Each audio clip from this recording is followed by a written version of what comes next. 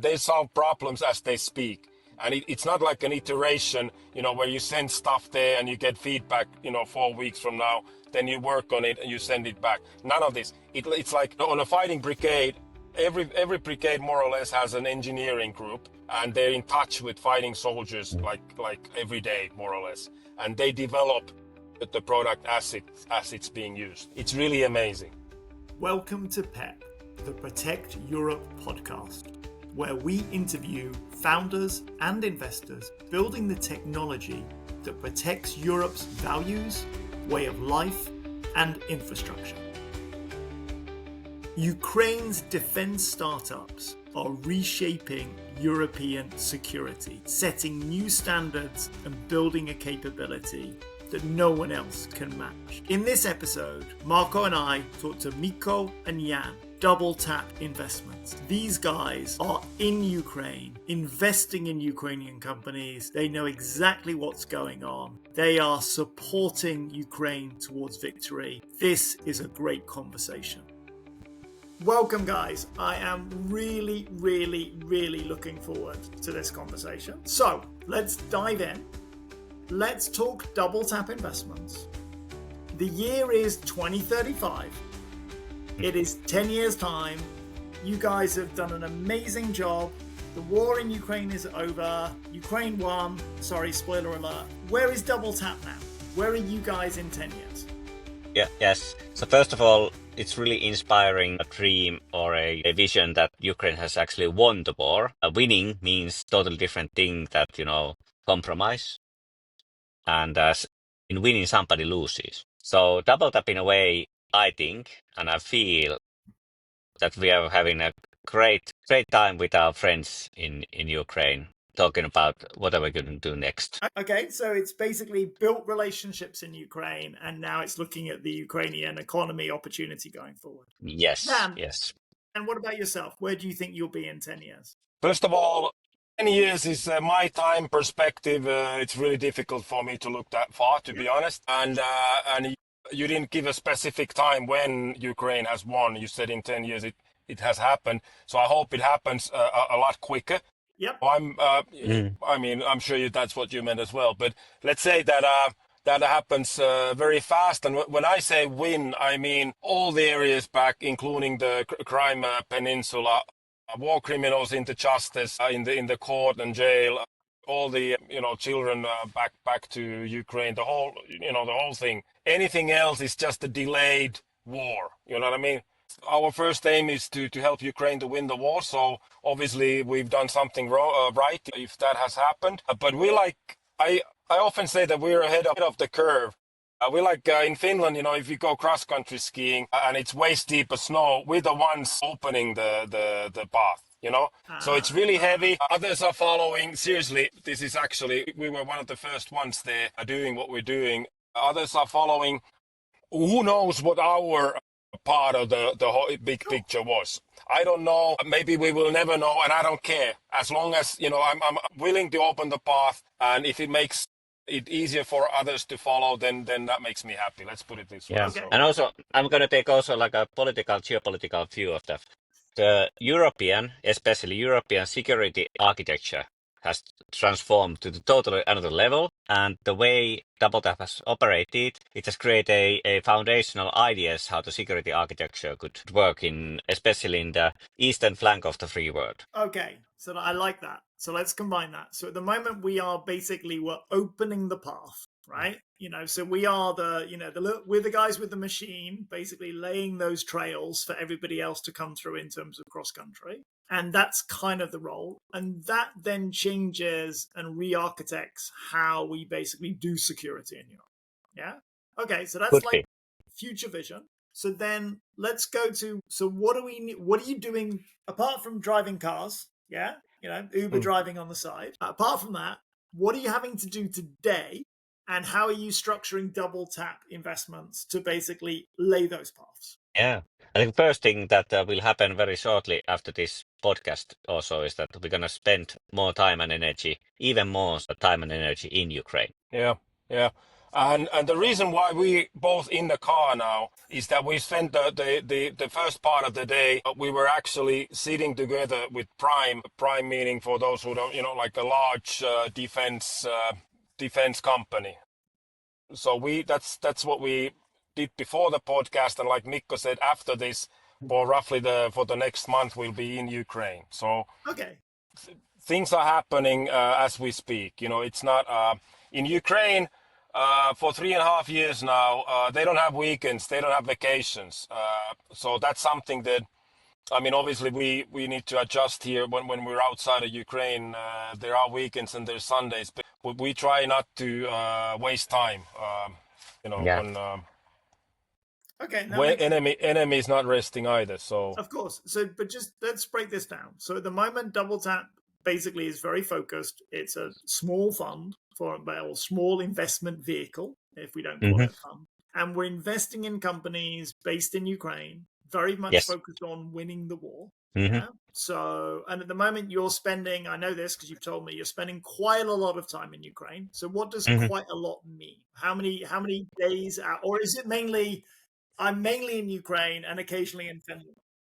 couple of things before we go on. Sorry, Colin, you're the boss, but for 2 minutes, I'll take the microphone now. First of all, Double Tap is not a fund. We're an investment company, and it's a whole different ball game. This is not something that it's not clear unless I explain it a little bit. Maybe not to you guys because we've spoken before, but maybe some of the listeners. We have four partners.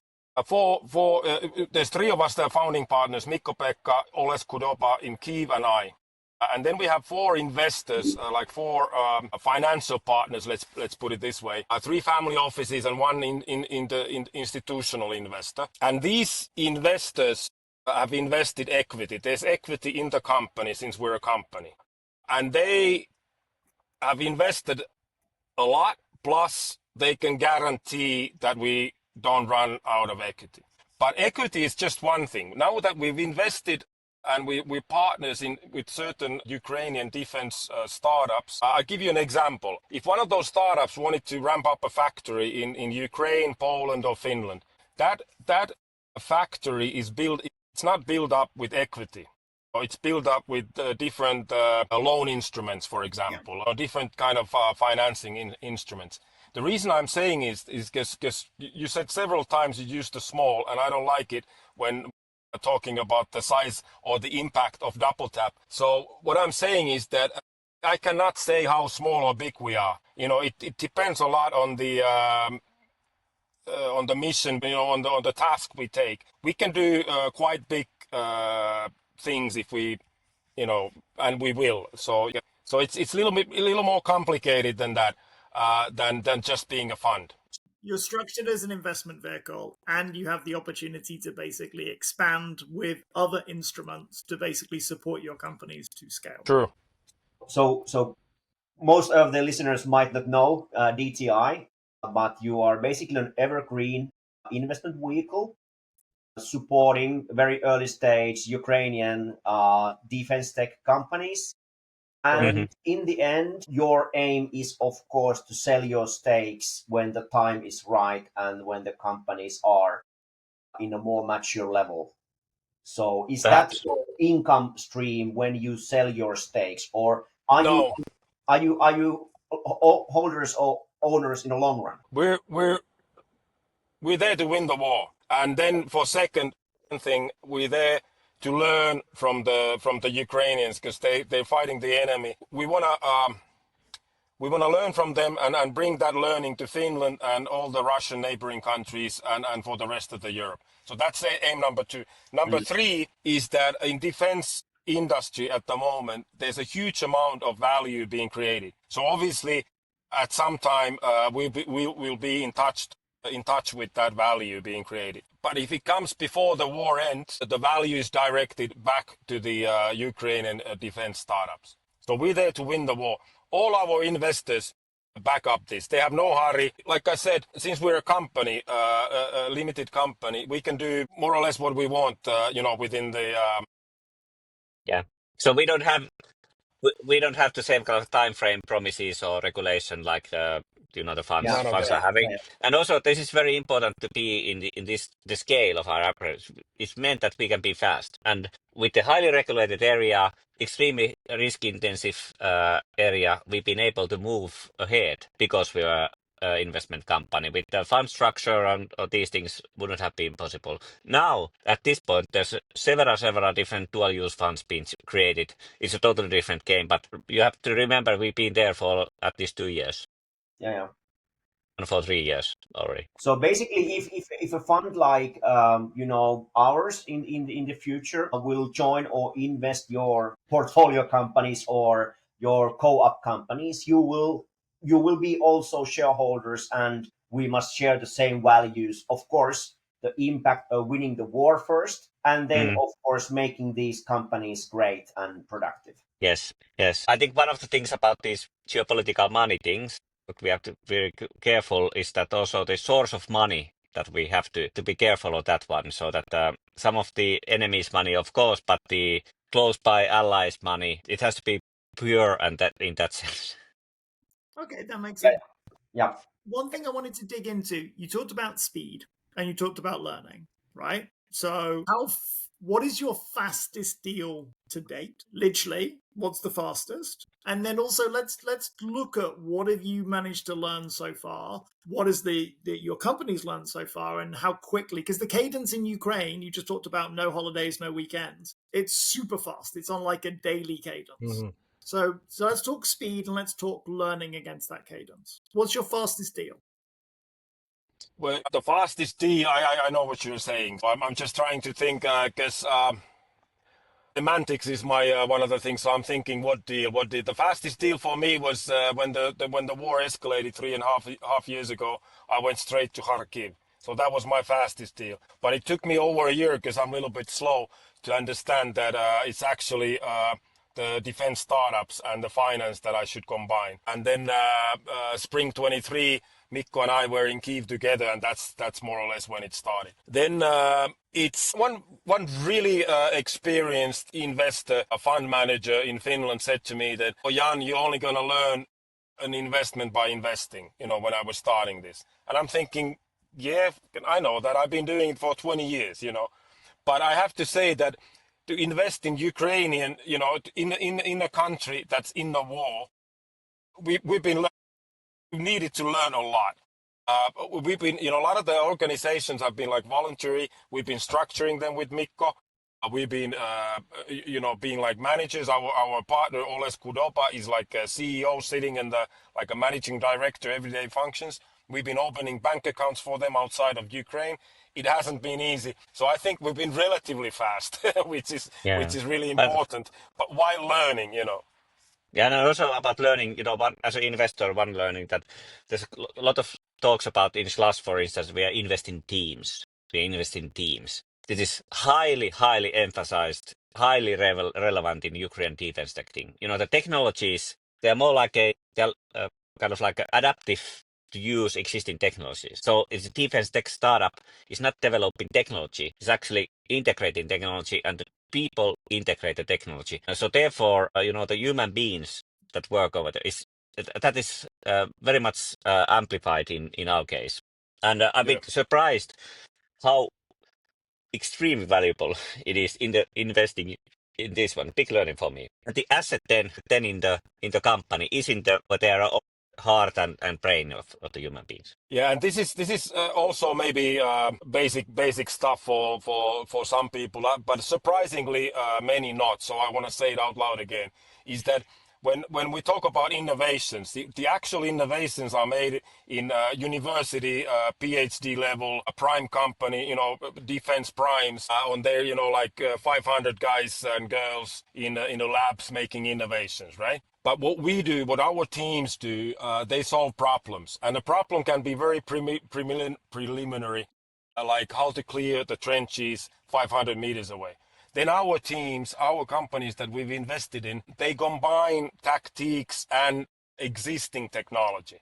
Because when a military uses technology, it needs to be already tested and proved, and it needs to be, the soldier needs to be educated really quickly. He has to be, you can't take 6 months to teach him to they use the technology. So that's the actual innovation that's happening on the trenches, and that's often not the innovation that we can commercialize or sell elsewhere. You know what I mean? Because it might be, but what we trust that these teams are so brilliant that if they solve that problem today, they're gonna solve the next problem ahead, and then it will become a commercial product in the future. You know what I'm saying? So, but And it's that's. Mm, the need of solving problem. It's the speed over there is in weeks. The new problems arise in weeks, which is a totally different time frequency if you think about the traditional product development where you need to build a factory and specify and do user requirements and all that waterfall thing. Here it's actually it's like Google Sprint in cocaine, I would say. Just yeah, to use this. and it's Sorry to say and this. often, yeah, no, that's Love it. don't apologize because we're just getting started. So you can, otherwise you need to apologize a lot. Not promoting drug use. Yeah. Um, See, that Mikko mentioned weeks. Sometimes I hear VTT. Recently, I saw in there, they said that the development cycles are from 1 to 3 months. I don't care what days someone is giving, whether it's 2 weeks or 6 months. But what's actually happening, it's like a never-ending loop. When Mm. we actually work with combat soldiers, with guys on the front, and they solve problems as they speak. And it's not like an iteration, where you send stuff there and you get feedback, 4 weeks from now, then you work on it and you send it back. None of this. It's like on a fighting brigade, every brigade more or less has an engineering group, and they're in touch with fighting soldiers like every day more or less, and they develop the product as it's being used. It's really amazing. And when Mm. you when the issue is like if you have a UGV, which is unmanned ground vehicle, and you need to evacuate your best friend, and it doesn't quite function, you're gonna come up with the solution. You know what I'm saying? So the motivation is that, and you're not gonna go like, oh yeah, but next week I'm going to the beach, I'll come back. No, you know what I mean? You do it now. So this is the attitude.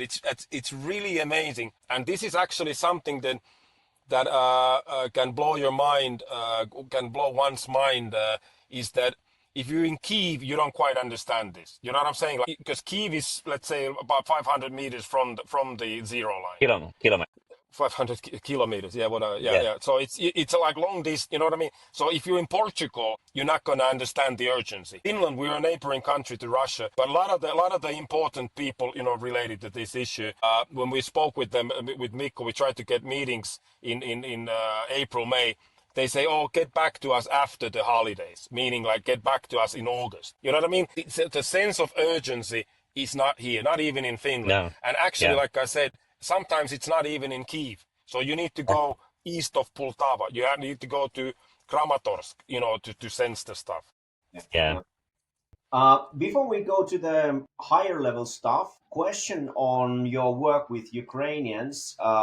Of course, we here in Finland think that okay, it's very dangerous to work there, and of course, there's history of oligarchs in the businesses of Ukrainian, whatever is the industry. So, have you met any trust issues so far in 2-3 years you have worked with Ukrainian counterparts? You're referring to transparency, whether it's transparent, Transparency whether the and of course example 13 years ago I met a lot of Ukrainian big exchange listed companies in Kiev, and I must say that after those meetings I had zero trust that they can deliver what they speak. But I suppose the situation is now different, and especially with the motivation and the urgency, as you mentioned, the companies are having.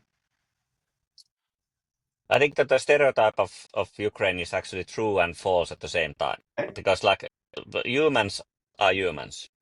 And it's a big market. I would say that I have faced more trust issues here in Finland than in Ukraine, to be honest. Okay. Of promising stuff that didn't happen or not responding on these things. It's more like a if you think about in the case where we are, like Jan was actually saying about the need of solving the problem. I don't think there's and the other one is that we've been now fortunate to get to know people. When you know people, you don't kind of like cheat your friend. That's very important. It's a personal connection. I'm not saying that, I haven't seen any like serious corruption problems or any other things over there. Obviously, there are those things, like in every country has the same, even in Finland.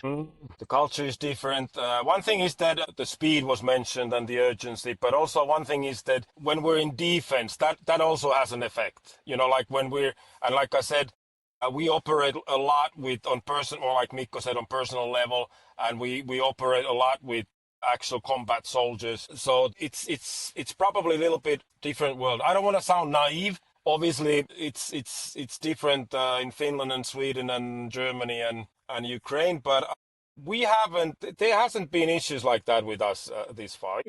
Yeah, But I think yeah. also if you're operating close to that front line with those forward deployed companies solving real problems, right? It's not big oligarchs sitting a long way away from it. It's small, nimble, agile teams where, as you said, you're part of the team. You're opening the bank account, putting people into the company, you're helping them. Let's talk about a couple of your companies, because you've made some. I have to say that in ways of operating and in culture wise, like I've been in finance for a long time, like I said, in Finland, and you always, when you do, no matter what you do, you want to leave an audit track. Like if you want to follow it backwards, you know where the money came from. There's a trail of receipts and signatures. I just, it's earlier this year, I heard a wealthy, whether he's an oligarch or not, but a wealthy Ukrainian businessman investing 600,000 euros into an Ukrainian startup.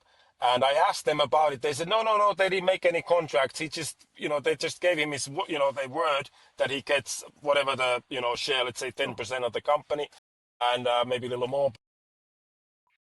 And I said, what about the transaction? He said, oh, he's already given us 200,000 and we paid the salaries.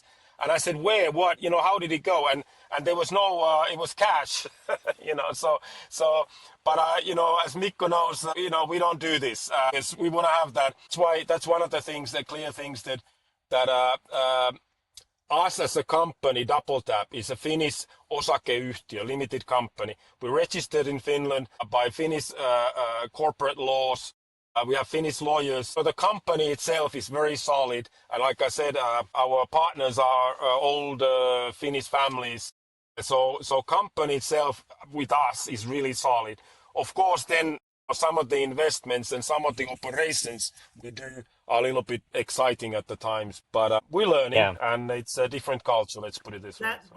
That does make a lot of sense. But let's look. No investor has favorite companies. We love them all the same. But if you were to choose a favorite, or talk me through one of your company deals, like whether that's Black Forest or Fourth Law, just tell me about a company. Mikko, who's your favorite company today? You can have a different company tomorrow. I like to know, but maybe I share a little bit of perception about Fourth Law and you got a Black Forest. Sure. Fourth Law is a very traditional startup investment, actually. They are in a great role. They are delivering products to the market. Fantastic technology, really high end. And they are the founder, and the founding team is absolutely amazing. They've done a couple of really solid financing exit rounds or financing rounds in Silicon Valley, and then moved to Ukraine to work on this thing. So very, very solid background, really great on communication about it and delivering product, and also great vision on technology side as well. Clear, so what are they working on at the moment? Because obviously they're very much focused on autonomy, but what does that mean? Autonomy in the drones, and autonomy of decision making of a drone, how it can track and do this, and it's like a targeting. I just say 2 words: target recognition, target locking, and so on. Please continue. Yeah. Yes. So basically, increasing evolutionary the brain of a drone, that it's become intelligent. It's not yet fully autonomous, but there's evolutions in it. So Fourth Law is doing that, and then they have another company called Odd Systems, which makes a really fantastic camera for the drones.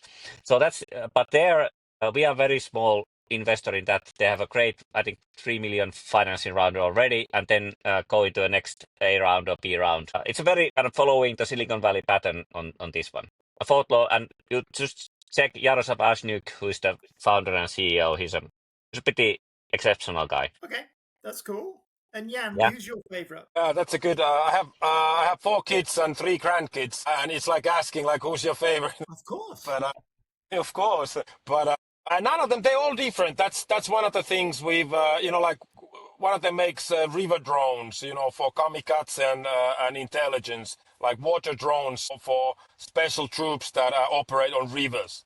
So it's really, and another one has an intelligence software that gathers intelligence and combines things. Mikko could actually say a couple words of that because I know Yeah. he does it brilliantly. But I'm gonna tell you a secret, if it a little secret, if it just stays between us. When we invest in these companies, it's very clear and straightforward, and there's a clear logic. I'm sure we all understand that. But in addition to that, what we, because we want to accomplish a little more than that. So actually investing in these companies for Double Tap is like a gateway to other areas as well.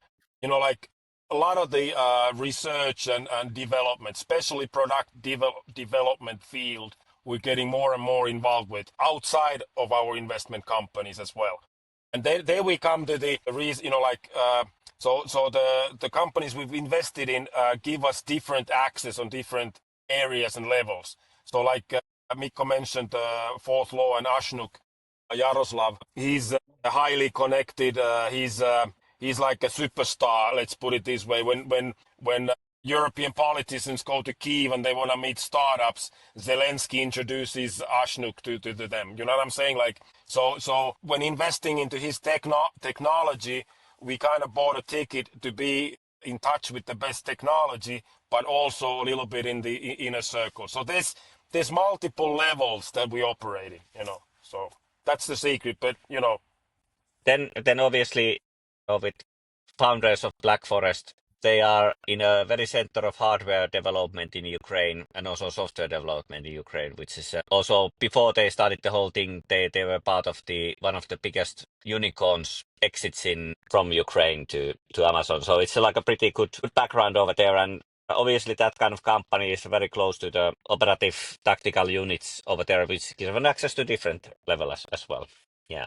But say a couple of words about Griselda, Mikko, because you do it so so well. Griselda is like an open source intelligence tool that combines open source But not data, just but open, also yeah, closed. But they can also open some sources, let's say this way, Yes. and do this for getting better understanding, but also support, attacks. So it's not only responding or defending, but they also can do counter attack operations in cyber, but also into the operative units as well. Many of these softwares already been used to manipulate human behavior, and now it's used for defending the country. And when it comes to challenges that the investors might have in Ukraine, they have some brilliant software products for intelligence gathering that are actually approved. The effectiveness have been approved by special forces in Ukraine. But the downside is that they kind of said that, thank you, this is really good. And then we never heard from them again. So they're happy with the product, but there's no feedback. Trust me. Yeah. Maybe once we win the war, maybe then they tell us what they did with it. But so those are some of the risks that you might not think of. It's like I would say that in Finnish Defense Forces, there's a place in Finland where there's cyber, military teams. It's on that track. That's it. Yeah. Okay. So of course your first priority is to have impact on Ukraine and against the enemy Russia. But how could you describe your current impact here at home or in the wider European context with the companies? As you state that your other goal is to help the Finnish Defense Forces as well to develop the capabilities. Yeah, there are multiple levels. I let Jan talk about practicalities. On strategic level, of course, we can read all the NATO technology scenarios. Of course, we know the doctrines, how the NATO and the Finnish forces in higher level, how they operate. Obviously, we've been thinking about that Ukraine at some point will be part of EU and NATO or some kind of same kind of thing. It's a lot of these things. So obviously, we've been thinking about maybe the startups we invest in need to have some kind of like connection to the roadmaps that NATO is having. So therefore, we are like looking for the all 8 domains of NATO doctrine and see what is relevant over there. In practically, That's a very high level goal or idea of that one, but in practical, it's actually very concrete operations that we can do.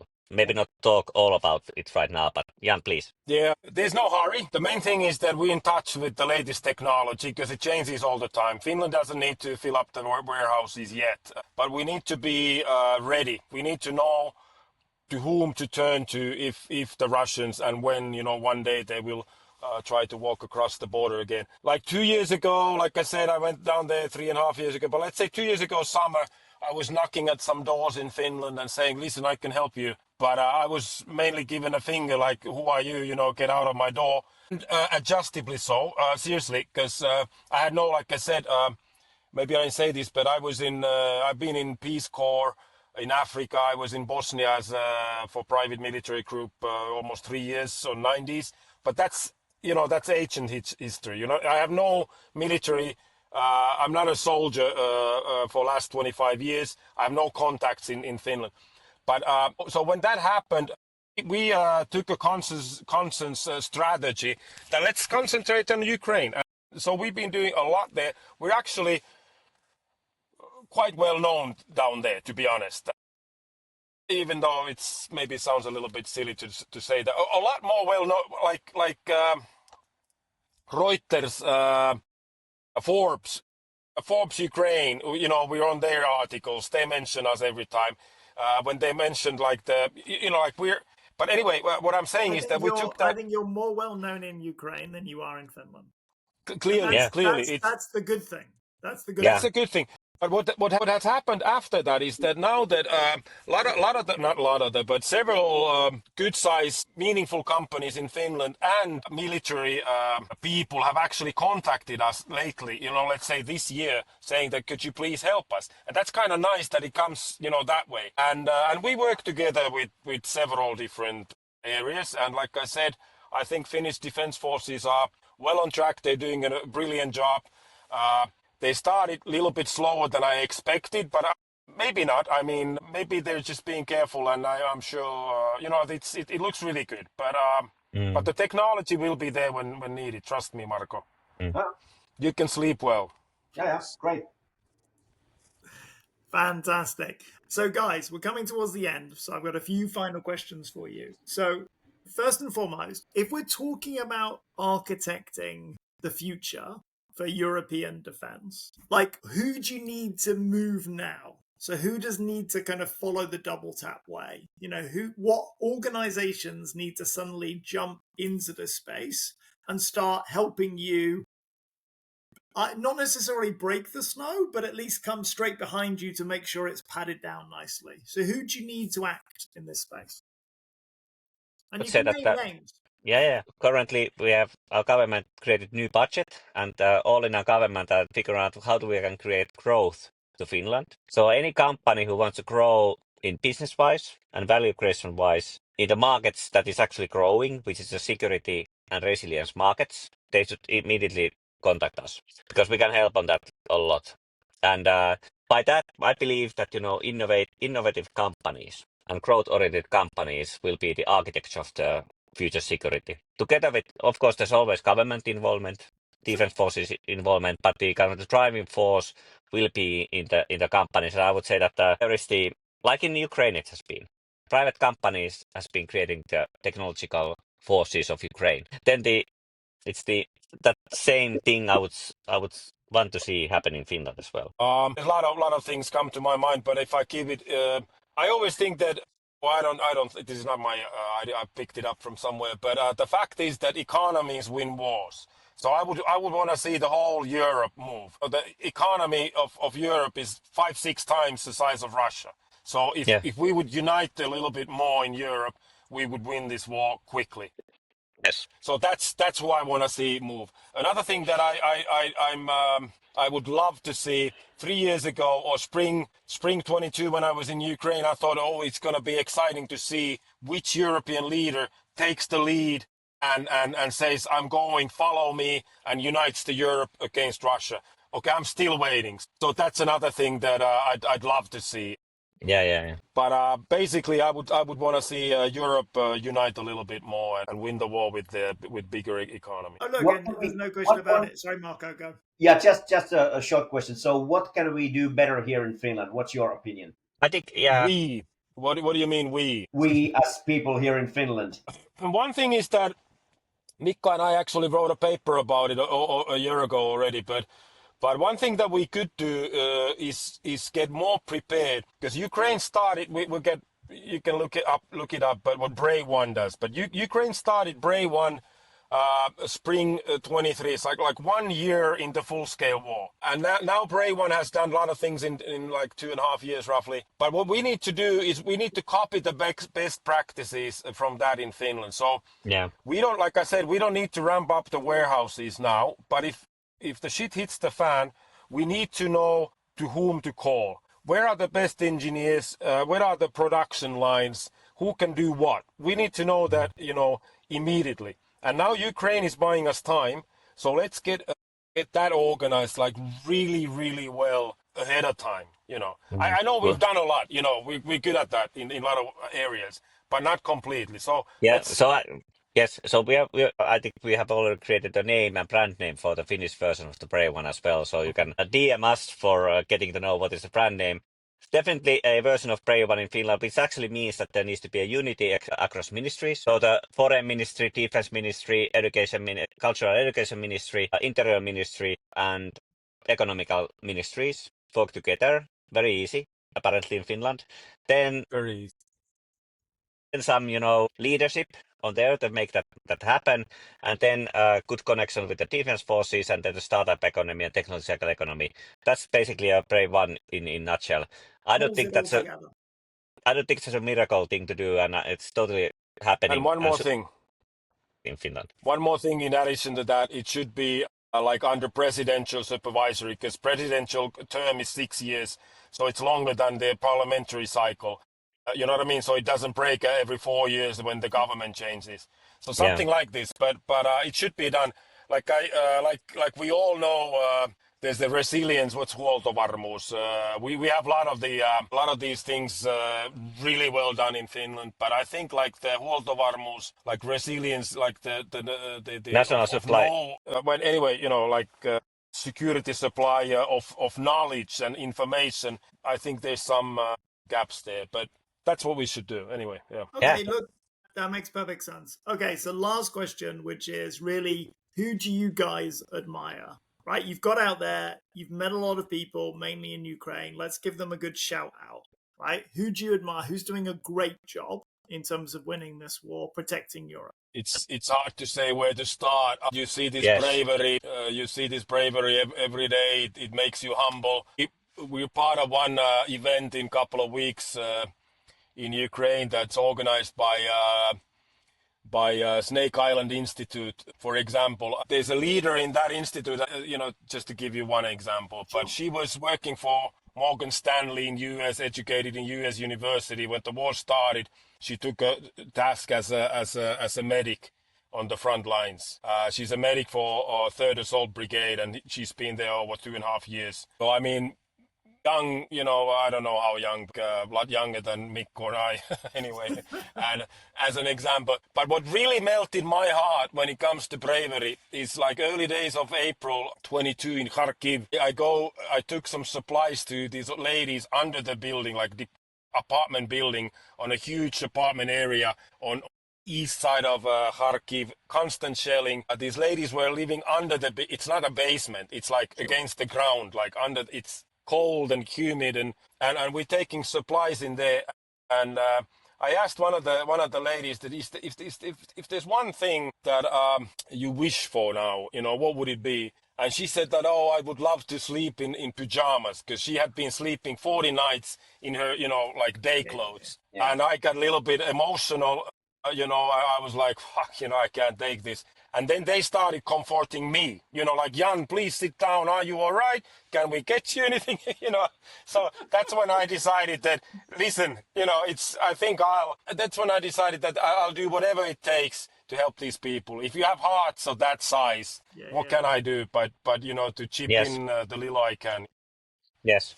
So my admiration goes to women in Ukraine. One is Yaroslava Gress and one is Julia Solovey. They're both working on started working with United 24, which has raised an enormous amount of money from USA to the different. It's United 24, and Yaroslava and Julia has been selling Ukrainian culture and the story of Ukraine in USA to get a lot of people to join, and that I think is a skill to be able to communicate the story in that sense is something that I would like to learn from them. And but it will be in a sort of history a miracle how much they were able to raise funds telling stories. That is fantastic. That is really, really inspirational. Super. On that side. Look, guys, thank you so much for your time. I really appreciate you being able to fit this podcast into your car schedule. And we will definitely be following Double Tap Investments, and any innovative company or potential investors should also be following you guys as well. You're doing an amazing job. That's Thank you. Very inspirational. Thank you. So, thank you very much for joining the podcast. Yeah. Thanks All for the best. inviting. Thank you. Thanks you for the Thanks, invitation. Marco. Yeah. Thank you, for Marco. calling. Thanks for listening to this week's episode. To make sure you catch us again, please follow us on your favorite podcasting platform.